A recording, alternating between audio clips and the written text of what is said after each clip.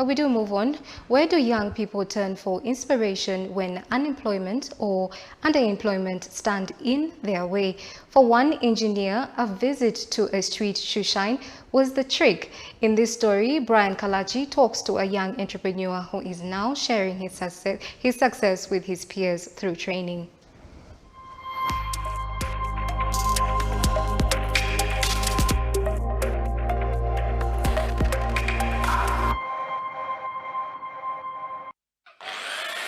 According to Enoch Mwanguzikalyesubula, it was a simple visit to a shoe shiner that inspired the vibrant and joyous young man. Kalyesubula, who is an agriculture engineer by training, prefers being referred to as EMK from initials from his three names, similar to the late Brian Mwanga Chibirige, also known as BMK, who he says is his role model.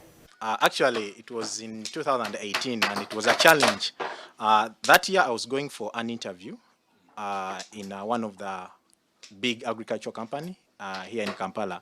Then I decided to pass by a nearby shoe shiner just to have my shoes well furnished. Then while seated on a stool observing what this gentleman was doing, I realized that what he had was not magical. Yeah. So apart from the brush that he had, nothing else he had that I didn't have at home.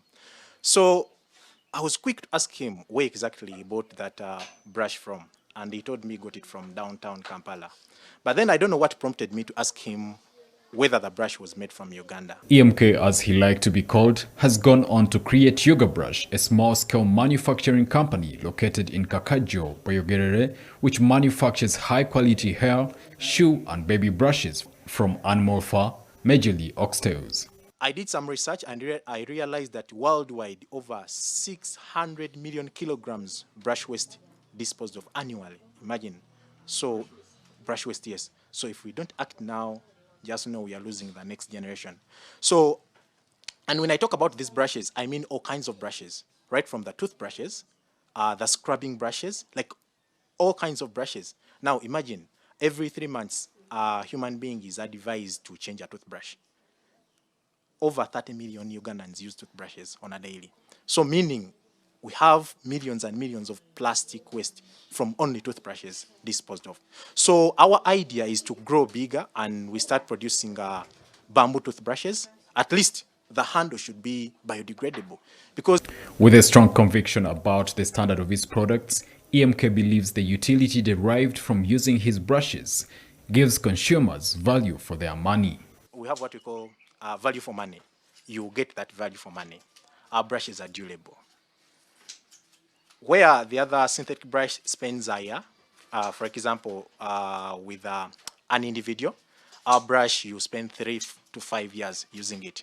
Then to the shoe shiners, those other synthetic brushes spend about 6 months. But if you're using our brush, that is 1.5 years to 2 years. So meaning, of course, they are durable. And when it comes to shining the shoes, just move around Kampala. You realize that most of the shoe shiners use our brush. Ugabrush employs a number of people in the neighborhood who also thrive on earnings from the manufactured brushes. Women are Kalyesubula's preferred choice of employees, and he explains why. Currently, we have 5 of them fully employed. However, we contract some people to come and help us here and there. There are some simple jobs, of course, maybe transportation, you contract those people to come and do the transportation.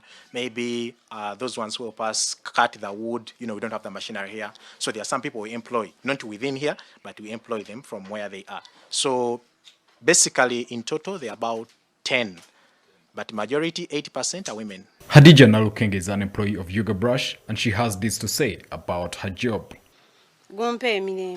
I love my job. It gives me no pressure. I can cook for my children at home and work here as well. I'm saving the money I make here so that in the future I can start my own business. Ugabrush also provides free training to interested people and later employs them. A unique impact model. So our aim is to help them learn everything about a brush. But when a person reaches that point where perhaps they would love to do their own job, we would like to help them transition from being employees in a shoe company, a shoe brush company, to perhaps doing another job in line with what we are doing. For example, if we help them start a store that sells shoe brushes, now that is to our advantage. Despite the COVID-19 pandemic, Ugabrush still thrives, as the proprietor confirms. You see, the situation we are in, almost 2 years, students at home, but we are still operating. So meaning, we earn something, we earn a profit, though not all that big, but we earn a profit that is able to run the company and to pay the workers. Having been a teacher before, he works hand in hand with the mothers he employs to help teach their children who are currently at home due to the pandemic. He goes on to teach the children several subjects while their mothers attend to duties. So we give them simple assignments. I have a print at my home. We type some work. We give them. They do tests. We mark. Personally, I don't want to sound a professional teacher, but at least I taught for over 5 years mathematics and physics, senior 1 to senior 6. So of course, nothing can challenge us to teach these young people. So we help them. A product of MasterCard scholarship, EMK has a dream to manufacture all kinds of brushes for Uganda, East Africa, and Africa at large. It challenges youths to pursue finding solutions for several challenges we have in Uganda. Countries like China have become economic powers from small startups that started way back, a few decades back.